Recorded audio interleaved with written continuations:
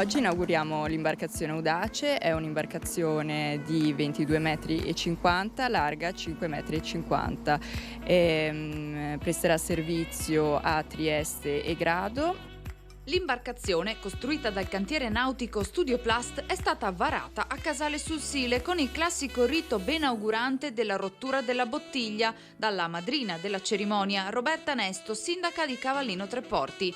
Presentata con orgoglio, la motonave Audace è stata costruita in tempi record. Ha una portata di 200 persone sedute, può portare 30 biciclette ed è dotata di 2 motori da 1000 cavalli cada uno che possono far portare l'imbarcazione a 18-20 nodi. Non è l'imbarcazione più grande che abbiamo costruito, però riteniamo che sia la più importante perché appunto è stata costruita in tempi record e questo grazie soprattutto alla perizia di tutti i collaboratori Studioplast.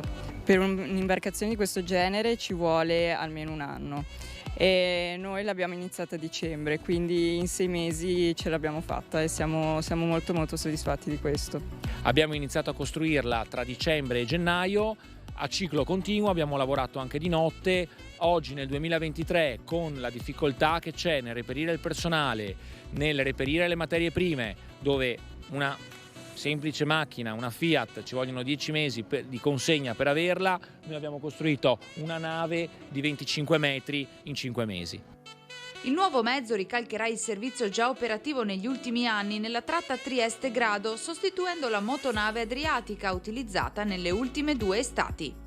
Trasporta i triestini in spiaggia a Grado, quindi che passano la giornata al mare, mentre da Grado verso Trieste prettamente austriaci, quindi clientela austriaca che vuole visitare la città d'arte di Trieste.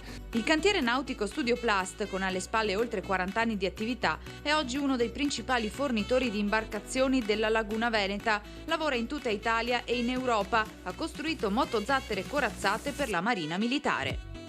In effetti i tempi erano cortissimi, le materie prime sappiamo che sono un problema da reperire, però loro hanno fatto questa grande avventura e sono riusciti a raggiungere questo obiettivo e hanno fatto di Studioplast l'eccellenza del nostro territorio.